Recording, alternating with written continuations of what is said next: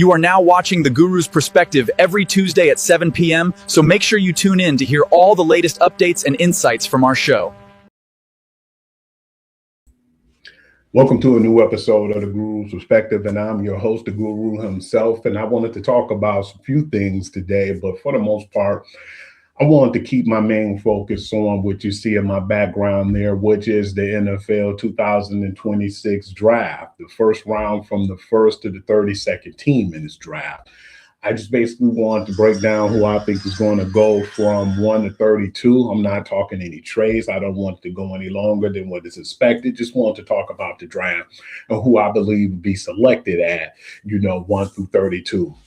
I want to start off by showing you everybody and showing you basically who's in this draft.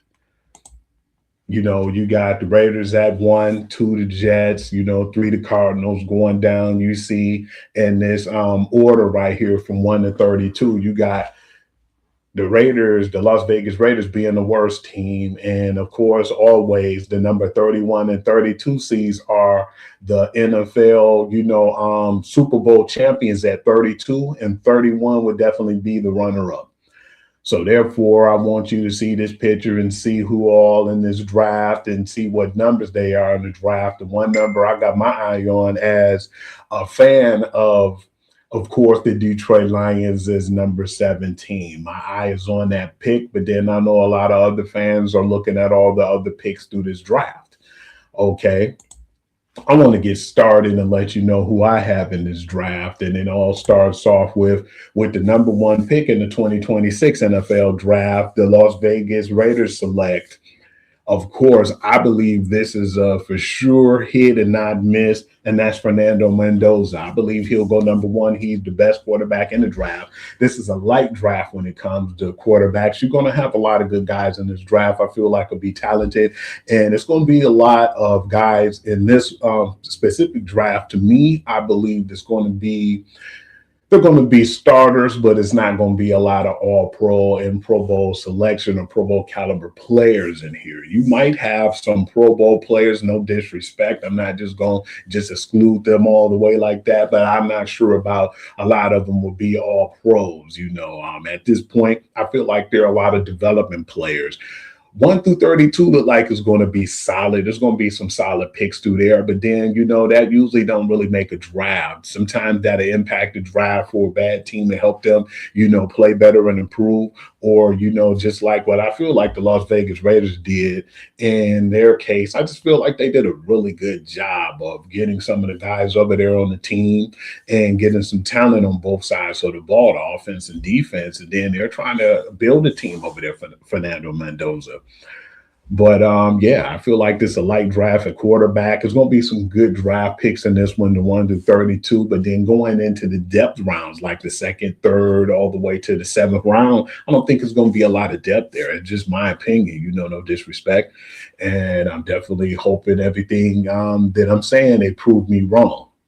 That being said, with the number 2 overall pick, I feel like the best player in this draft to me is the edge rusher from Texas Tech, and that is David Bailey. He has a high motor, and I believe with his arms, you're going to hear some of that, and me talking about the arm length going forward too with some of these players, because I believe some players are going to drop in the draft because they have short arms and just a few things like problems as far as injuries and developing as well. Some of them, unfortunately, are off the field issues, and I don't really like to get into that, especially at this time of the year, but I will actually focus on that too, because I still feel like after I do this show, I'm going to talk about some guys who I think is going to fall in the draft as well, And with the number 3 overall pick, the Arizona Cardinals select Averill Reese, an edge rusher from Ohio State. And I just feel like he's really a really stout player. He could easily go number 2 or possibly number 1. But I feel like at this point, the Raiders need a quarterback. So I think that's smart to stay at that actual place they're at. But then I know that I've been hearing rumors too and speculations that people are trying to make a call for that spot. And, the Raiders are saying that they don't mind, taking a selection or, dropping back and getting more draft capital in this draft. And with the number 4 pick, I'm going to go with running back Jeremiah Love. I know people like you. Why would you pick him at this spot? 4th overall is a bit high.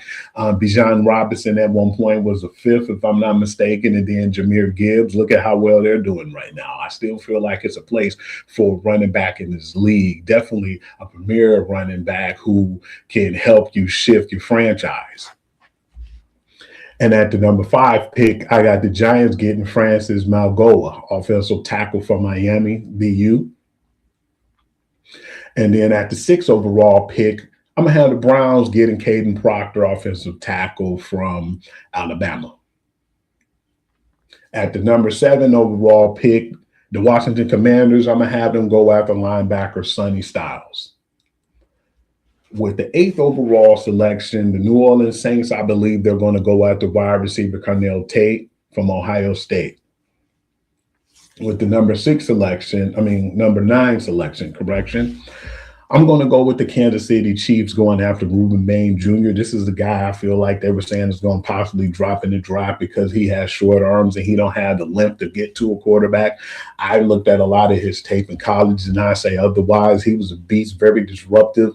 And I feel like if you feel that way about him and he mess around and drop somewhere further down, trust me, a team's going to be happy that they get this elite pass rusher here. I feel like no disrespect to the Kansas City Chiefs, but George Galoftis, I think that he's a talented player, but he's not getting to the quarterback. That was something they was looking for before as an edge rusher, and I just don't feel like he's doing what he needs to do right now. But then at the same time, you can never get to the point where you can have George Galoftis and then you turn around and get Reuben Bain and have 2 good edge rushers, because whoever said you don't need 2 good edge rushers is crazy. It's a lot of teams who got 2 great pass rushers. For one, Danielle Hunter, and you have one of the elite guys who just got paid not so long ago, too, is in Houston, Texas, Will Anderson Jr. So don't get that twisted. I feel like you don't necessarily need, but at the same time, if you could get that opportunity, I say go for it, because that definitely helps out. It probably won't win you a Super Bowl. Sometimes it look good on paper, but I feel like if you're trying to go in the opposite direction and you're trying to go from being a bad team to being an elite team like the Seattle Seahawks did, it's good to have that pass rushing help and then a good depth over on your defensive line. Okay, and at the 10th overall pick was the Giants. The Giants actually got this trade from the Cincinnati Bengals. The Bengals actually traded their 10th overall pick for Dexter Lawrence. I feel like they did a few good things as far as free agency, and we're just going to see how that works out. A lot of people feel like it was a head scratcher, why get him? But I still feel like they did a really good job as far as what they did in free agency, the Cincinnati Bengals, and they're trying to do something right now that can help their franchise quarterback. Joe Burrow's about to be 30 years old, and he just basically in a what have you done for me lately season. So he feel like if you guys can give me a good enough team to go to at least the playoffs or go far, try to make a Super Bowl run, I'll possibly sign an extension. But if things don't work out, he might go elsewhere. So at this point now, that being said, the New York Giants, I believe, will get at the 10th overall pick from the Cincinnati Bengals. I'm going to go with Caleb Downs, the safety from Ohio State. Number 11, I feel like this was great right here because I feel like at this point, the Miami Dolphins don't have a lot when it comes to defense. They got rid of the whole team damn near. I mean, Jalen Waddle's gone. Tua Tagovailoa's gone. The kicker and their punter is gone off the team. And then they got rid of Bradley Chubb. Tyreek Hill is not over there anymore. They basically got rid of most of their starters from last season. And when I seen that, I said, wow, they're making a bold move. And I believe right now what they're trying to do in that franchise, once they got the new GM and they're trying to start fresh, I believe they're going to get their player right now at that position. And with another overall pick, that being said, I'm going to go with the cornerback, Mansour Delane from LSU. With the number 12 pick, I feel like it's a possibility that the Cowboys might try to trade up, but I'm not doing any trades today. So I'm going to say with the number 12 overall pick, the Dallas Cowboys are going to get Jermichael McCoy, cornerback from Tennessee.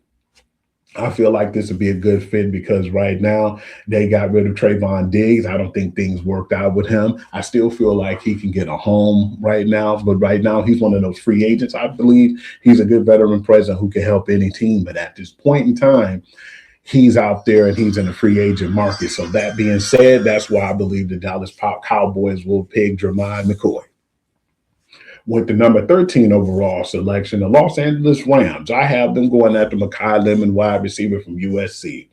I'm still I'm speculating right now to see what's going to happen with the Los Angeles Rams. I really don't know what's going on. It was pretty weird because I know they was in on the A.J. Brown deal at one point, and they were talking about letting go or trading Devontae Adams to get him. So I'm not really sure what they're going to do and how things are going to work out. But I don't believe that they're still in the sweepstake for wide receiver. If they are, A.J. Brown is still out there. I've been hearing more than anything that it's a for sure thing that he will be going to the New England Patriots, but you never know. You might have that dark horse team that comes up with a lot of money or good first round or collateral draft picks. They might bring a king ransom because right now I'm not sure what the trade involved right now for A.J. Brown because they're saying that the destination might not be till June the 1st. So at that point, you might even be able to get him at the draft. But I feel like right now with the Rams, I don't think that they'll make that move. And I believe they'll go with Mekhi Lemon from USC. Okay. And now the Baltimore Ravens, I believe they're going to go after Kenyon Sadiq. They just lost Isaiah Likely. And he went to New York and he followed his coach, John Harbaugh. I feel like that's a good fit because they're trying to change the culture over there. And that's why Dexter Lawrence gone. He wasn't too happy. He wanted to get an extension. The extension wasn't moving anywhere. And he said, you know what? I'd rather just leave New York versus me staying here under the new regime, start fresh. And they gave him that option. So right now, I believe the Ravens will go ahead and they will get Kenyon Sadiq, the tight end from Oregon. Because right now you lose Isaiah Likely and you still have what's my man's name? Andrews over there. You have Andrews, and I still feel like he's their best option over there at tight end. But if he's not over there, Mark Andrews might, possibly stay this year. He might get traded before the draft. You never know. I just don't really know of him sticking around. He definitely got a home over there in New York, but at this point, I believe they're trying to get a successor for Mark Andrews.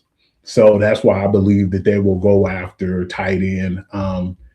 Sadiq. And I feel like right now, he's the best selection right now for that team. No disrespect, but Kenyon Sadiq is a lead wide receiver. I don't really see him really doing a lot of blocking. But as far as the pass game, he would definitely help Lamar Jackson out. Let me move on to the 15th overall pick, the Tampa Bay Buccaneers. I have them selecting Alia Vega Leonone, the inside offensive lineman from Penn State. I feel like right now their offensive line is starting to get suspect. They're not as strong as they were in the past. The defense is still okay, but that team was kind of lingering with a lot of injuries too, more or less on the offensive line. And then, Mike Evans was injured. There's a lot of injuries that constantly happen on that team. And I believe that hurt them in their chances of making the playoffs. And now they don't have Mike Evans, and things are going to change over there in the Buccaneers organization. But I think they're going to try to win in the trenches and get them that offensive lineman at number 15. And number 16, the Jets select again. And the New York Jets, I have them getting Omar Cooper Jr., wide receiver from Indiana. I know people like, well, Hugh, why would you have them select a wide receiver here? I definitely like Garrett Wilson, but still feel like they can never go wrong with another wideout over there because for sure, a lot of people are going to be double teaming Garrett Wilson. So I feel like this is a good necessary deal for him. And, I feel like Omar Cooper will fit in quite well over there. I don't know how well that helped the Jets out this season, but I think that they have a lot of promise over there. And that's a good start. With the number 17 overall draft pick, I actually have the Detroit Lions getting an offensive tackle at this point. Yes, I would like to get a pass rusher, but I might be wrong. They just might get a pass rusher here, but you never know. At last year's draft, I really thought that Brad Holmes was going to do certain things a certain way, but he did it his way. I'm not mad at that. Did it work out for us last year? No. They ended up not making the playoffs. They underachieved, and the expectations are high right now. So are they willing to risk and go after an offensive tackle at this point, or will they go after, that edge rusher that everybody would like to see? I still feel like at this point, our offensive line suffered a lot. And I feel like Jared Goff was getting hit and he was getting pressured more than we would like. So I believe this is the selection where they pick Monroe Freeland, the offensive tackle from Georgia.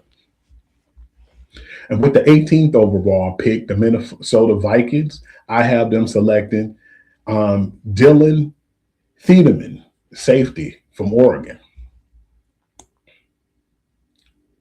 And with the 19th overall pick, I feel like first and foremost, the Carolina Panthers did a really excellent job in free agency. And I feel like at this point right now, is unfortunate. I don't really know how many people are going to be on that roster at wide receiver. I feel like Tadior McMillan did an excellent job, but Xavier just didn't do it. Xavier Legette, I thought, would be better by this time. That was his sophomore year, and he just didn't live up to expectations. So I feel like it's a possibility Xavier Legette might get another chance, or he'll possibly be out after this season. So I just want to see what happens there. But then that's where I have the Panthers getting Casey Concepcion, the wide receiver from Texas A&M. With the 20th overall pick, I have the Dallas Cowboys getting Spencer Fano, offensive tackle from Utah. It's a possibility that his draft might go up a little bit, because I know a lot of people have been speaking high on him and his upscale and just his potential as well. So I have him at number 20 right now, but that can all change. With the number 21 overall pick, Pittsburgh Steelers, I have them getting, surprisingly enough, you guys, this is not even no pick because I'm a fan or whatsoever. I just feel like this is something they're going to finally go after now. No disrespect to Aaron Rodgers. I just feel like this might be possibly the end for him if he do decide to come back. But if he decides to stay chill or stay put and retire, I believe this is the time to go after Ty Simpson, quarterback from Alabama. And with the 22nd overall pick, Jim Harbaugh and the Los Angeles Chargers, I have them getting Peter Woods, defensive lineman from Clemson. With the number 23 overall draft pick, I have the Eagles going after Max Hetchelanker, Arizona State, the offensive tackle. Man, I know I butchered names. A lot of these guys got some weird names out here, but bear with me. And I have at the number 24 overall draft pick, the Cleveland Browns selecting Jordan Tyson, wide receiver, Arizona State. Mekhi Lemon went to the Los Angeles Rams, but I still feel like Jordan Tyson is one of the better overall wide receivers. He could go higher than Mekhi Lemon, but I just like Mekhi Lemon's attitude, man. I guess it's a USC thing because he got that dog in him, and he reminds me of Amon-Ra St. Brown. So, yeah, I'm going to definitely keep him at that spot. But I believe Jordan Tyson will, with some of his issues with wide receivers, because he's been injured. And that's been one of the main things that I think has been a huge problem with him, is his injuries has been costing him. And by that being said, I believe that's one of the main things that hurt that gentleman, is a lot of the injuries that he had.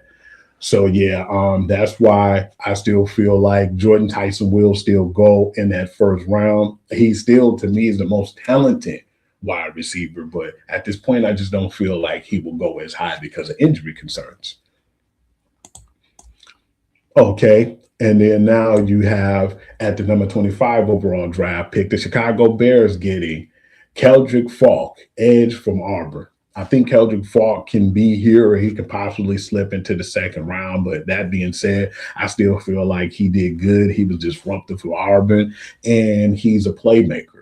It's going to be a lot of developmental guys, like I said, you guys. So bear with me on that. It's not going to be a lot of guys who's coming out and who's going to probably be Pro Bowlers and, guys that you look at like it's going to be a perennial Hall of Famer. It's going to be a lot of guys in development, and it's like you got to give them that opportunity to grow. With the number 26 overall draft pick, I have the Buffalo Bills going after Malachi Lawrence, linebacker, UCF. And then at the number 27 overall draft pick, I have the San Francisco 49ers getting Caleb Lomo, offensive tackle from Utah. At the number 28 overall draft pick, I got the Houston Texans getting offensive tackle. Thank God, because they definitely need it. I'm just surprised that they worked so hard on the defense. No disrespect, because they got a ferocious defense, one of the best last year in the league. But that still didn't get them a ticket to the Super Bowl. And the reason why is because every time you looked up, it was too much pressure on CJ Stroud. So CJ Stroud needs that protection, and he needs that protection now. So I'm just hoping that those guys can do a better job at that. And starting off with who they actually have right now at Blake Miller, offensive tackle from Clemson. And at the number 29 overall draft pick, I have the Los Angeles Rams getting, funny enough, this name's already sound familiar, Chris Johnson. This is not CK or CJ2K. This is actually Chris Johnson, the cornerback from San Diego State. The Rams did a good job last year. They definitely could have made it far and definitely could have won the Super Bowl. Everybody's seen it as that. They could have at least made it to that Super Bowl round. The issue that they had was I just didn't feel like they had a lot of good cornerback play when needed. So at this point, I feel like it's still a good job that they have some cornerbacks that they brought in free agency. Some really good cornerbacks as well. But then at the same time, to solidify that spot with Chris Johnson and get him in from San Diego State, I feel like he'll be good depth if they have any injuries. But the two cornerbacks they had in free agency, I think that they'll be stout enough to make that Super Bowl run, because Matthew Stafford's going to retire, I believe, in a year or two, and he's not getting any younger. I feel like if he would have reached the Super Bowl and won, it'd have been an argument that he possibly would have been thinking about hanging it up right now. So at this point, this is the reason why I feel like Chris Johnson is a good asset to the team for more depth as well. And okay, at the number 30 overall draft pick, the Denver Broncos, I have them getting Chase Bisontis, inside offensive lineman from Texas A&M. I just feel like their defense is already there. The offense hasn't been really no issue until they were, because, you know, it was a lot of times when I feel like it was too many things that tried to disrupt their quarterback. And Bo Nix was very disrupted a lot of times, where people have him in the pocket and he's scrambling and he was trying to play hero ball. And at some point he was getting tackled and he just basically never seemed comfortable at certain points. Certain times you'd be like, okay, he got all the time in the world to go out and then make a pass. And sometimes when he got rushed, you could definitely tell. And unfortunately, when he got rushed recently, that's what happened. You seen when he got rushed, it was unfortunate too. That was like one of the last plays of the playoffs too, where he got injured and where he couldn't even play in a conference championship game. And therefore, that's the reason why he didn't play in that conference championship, because I think it would have been totally different if he played, and it would have been the Denver Broncos against the Seattle Seahawks. And I feel like that would have been better as far as offensively and defensively when it came to the Super Bowl. But that's a huge if. So that being said, the number 31 overall draft pick, the New England Patriots select Mason Thomas, defensive lineman, or Mason Thomas, defensive lineman, Oklahoma. This guy is pretty good. He's a disruptor. I like him as far as the interior. You can never go wrong with the picks you have with New England too, because last year they did a tremendous job in free agency. They spent over $192 million on that defense, got a couple pieces on offense. Just still feel like they need to, you know, do a little something on offense. But at this point, whatever pick they get, it still won't matter. I just still feel like they have a high ceiling at this point. people look at it and don't think that they'll be able to make it back to the Super Bowl. But I still feel like at this point, they're going to still be a team who will be in the playoffs, and they'll go deep into the playoff and have deep playoff runs. And especially if we figure out and see what happened with this AJ Brown situation. I'm very intrigued of what's going to happen, because Thursday I was hearing a lot of things and excitement as far as there's going to be a lot of trades, and it's going to be a lot of people moving up and like in the draft boards. And you might see some players get moved around, like some of the players like a AJ Brown for draft picks. So yeah, let's see how that works out. And last but not least, the number 32 overall draft pick, the Seattle Seahawks select Colton Hood, cornerback from Tennessee. I just don't still feel like there's nothing wrong here, because it's not really too many holes to fill when you're the Super Bowl champion, the reigning Super Bowl champions. But at this point, I still feel like they can have a little cornerback depth. You can never go wrong with what they did. They signed a lot of guys. They did a really good job in free agency. The thing that I questioned, though, the only thing I've questioned about the Seattle Seahawks, I just didn't like the way Snyder handled things after the Super Bowl celebration. I feel like he kind of put my boy on blast. I didn't like how he did Kenneth Walker III when he was saying, well, man, yeah, he was asking me about a new contract right around the time when we're celebrating after the Super Bowl. That's kind of weird. When he said that, I think that stuck with Kenneth Walker III, and I don't think that he's never been the same since. Therefore, Kansas City showed him they wanted him, and they gave him the big bucks, and that's why he's over there now. But all in all, I still feel like with Zach Charbonnet, that's still a really solid team. I don't know how they're going to do as far as depth, or did they even get anybody in free agency. But still, I feel like this was a really good team, and it's a possibility they can run it back if they don't have injuries. But at this point, with the number 32 overall draft pick, I have them getting a cornerback. And that being said, I would like to say thank you all for chiming in. I knew I wasn't going to have a super long show. I'm busy trying to do other things, promotions, and I'm trying to get my net worth up, get my LLC. It's certain things that I want to do financially that I'm in a hole with right now and I can't do, but I've been pretty busy still working on promos and doing everything I could right now. And I was excited to do this as far as the mock draft, because right now, I'm doing my mock draft, and maybe in a week or so, I will be doing the grades and getting everything out there. But I will be talking more NFL. But at the same time, I'm going to be getting more into NBA and other things that's going on around the other leagues as well. And that'll be on the show Wednesday. And you can see that show at 9 o'clock, and that's the Groove Sports Session. But as of now, I would like to say these are all my social medias you can catch me on as well. You can catch me at Hovey on Instagram. That's WHOOVI. Instagram, I put up a lot of promos and promote our shows, and I appreciate all the love and support. I give my breaking news on there as well. Sports Guru 2U is my page if you want to find any breaking news, period, or if you want to know sports as far as the scores and things that's going around all the leagues, NFL, NHL, whatever it is. If it's something that's big, I try to keep it on that page and keep that platform open for you guys. And that's my sports page, the Sports Guru 2U. And TikTok is Hugh.Lee6. I put a lot of promos and I put a lot of highlight reels from all the sports as well. And I appreciate all the love and support that I have on all my networks. And YouTube has really been picking up, and I appreciate that.